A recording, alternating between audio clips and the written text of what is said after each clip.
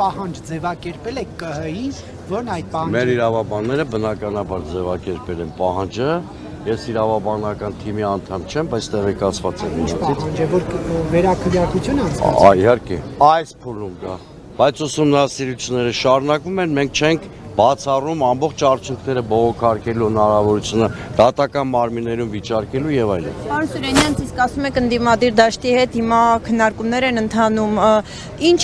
է ակնկալում, ինչ է ակնկալում Բարգավաճ Հայաստան այս պահին ընդդիմադիր այն ուժերից, որոնք անցել են խորհրդարան իրավունքի պաշտպանության հարցում մենք պետք է կոնսոլիդացված լինենք, դա ենք ակնկալում։ Այսինքն միանան ձեզ այս ցույցերի եւ ակցիաների ժամանակ։ Չի միանան ֆիզիկապես հենց այստեղ, երեք արդեն մեր գործընկերները իջի համար շնորհակալ ենք, շատ համարժեք արձագանքել են,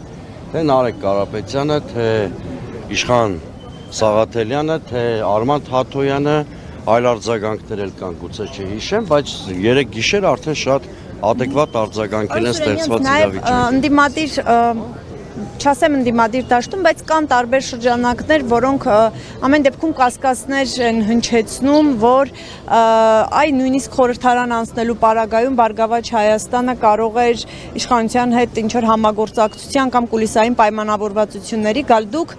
որ քանի որ ցուցակում եք իրանց գլուխը պատին են տալիս, մենք որևէ բացառում ենք, ես որպես պաշտոնական խոսնակներից մեկը թիմի օֆիցիալ բացառում եմ որևէ կոմպրոմիս եւ համագործակցություն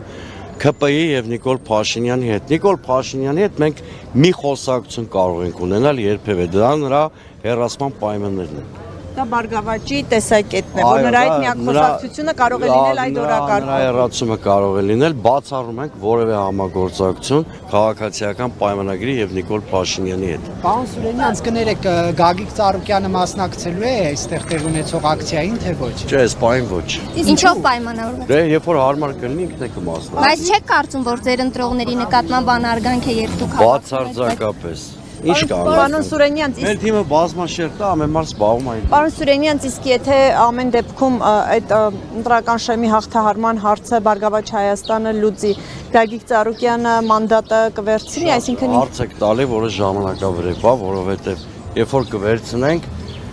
մեր մանդատների թվով կհայտարարենք խորհրդարանում մեր թիմը ոնց է ներկայացված լինել։ Պարոն Սուրենյան, ինչ իրավական հիմքերով ԿՀ-ն կարող է անվավեր ճանաչել այս հոդվածով, ընտրական օրենսգրքի 101 հոդվածով, որը ասում է, որ եթե որոշ տեղամասերի արդյունքների անվավեր ճանաչել ընդհանուր պատկերի վրա ազդեցություն ունի, 101-րդ հոդվածը պահանջում անցկացնել կրկնակի քվեարկություններ, որտեղ այդ պիսով խաթարվում է ընտրական ամբողջ պատկերը։ Մի ճշտում, հա, պարոն Սուրենյան, այն որ այդ երկու տեղամասերում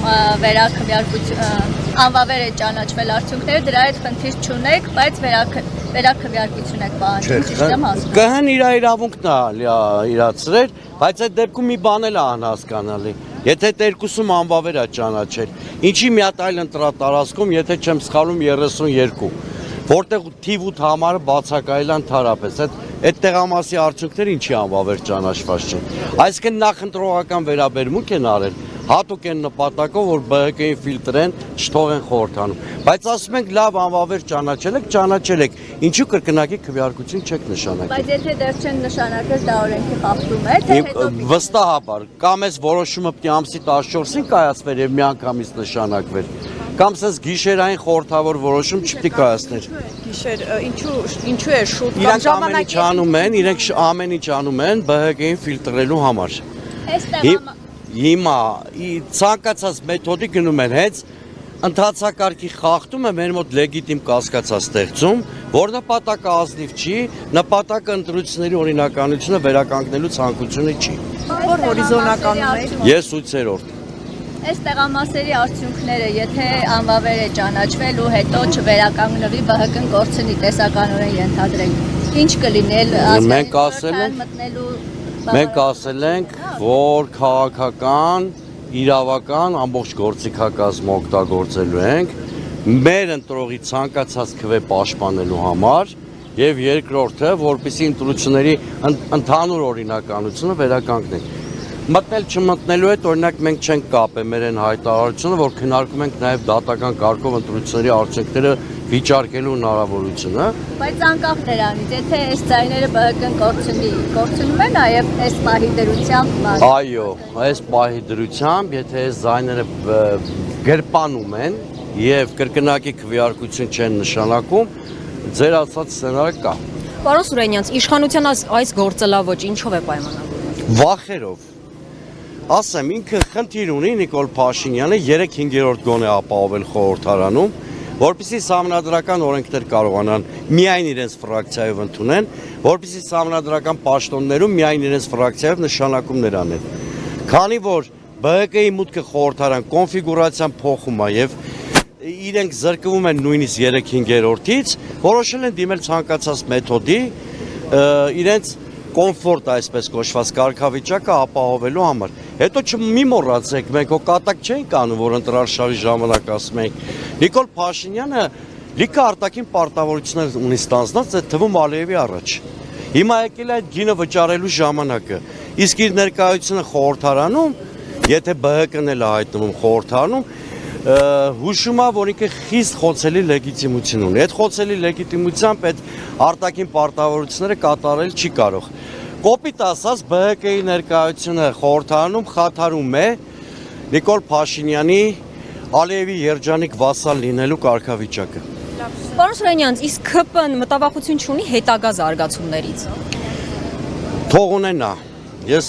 ասում եմ հետևյալը, որ եթե այս բեսպրիձելը շարունակվի, քիչ առաջ ասուլիսում եմ ասել, աստիճանաբար այս հավաքը ձնագնդի պես մեծանալու է, եւ իշխանությունը կզգա հասարակության ցասումը։ Մարդկանց երգն է հետաքրքիր, այդ երգ է լինելու։ Գիտեք, ելքի մասին չեմ կարող ասել, բայց հասկացա, այս իշխանության ճգնաժամ այս ընտրություններով չի հաղթարվել, այս պայից հաշվեք, որ իրենց հերրասման հետ հաշվարկը ժամանակացույցը միացված է, մի ամսից կլինի դա 2 ամսից։ Ես քաղաքական գործիչ եմ, որ անում եմ իմ անելիքը, երբ արդյունքի կասնեմ, չեմ կարող։ Պարոն Սուրենյան, տեղյակ եք Գագիկ Ծառուկյանի որդին եկավ Հայաստան։ Ասել էր հունիսի 8-ին կգա։ Ուրեմն ես այդ հարցին չեմ պատասխանի, որովհետև երբ որ Հայաստանում կլինի արդարադատություն, Գագիկ Ծառուկյանի որդին կգա իր արարքի համար պատասխան կտա։ Այսինքն երբ Ծառուկյանը լինի իշխան։ Ասում եմ, երբ Հայաստանում կլինի արդարադատություն, չասեցի ով կլինի իշխանություն, ցանկացած իշխանություն, որը կերաշխավորի արդարադատությունը։ Յուրաքանչյուր մարդ իր արարքի համար պատասխան կտա, ոչ մեկը օրենքից չի փախչի։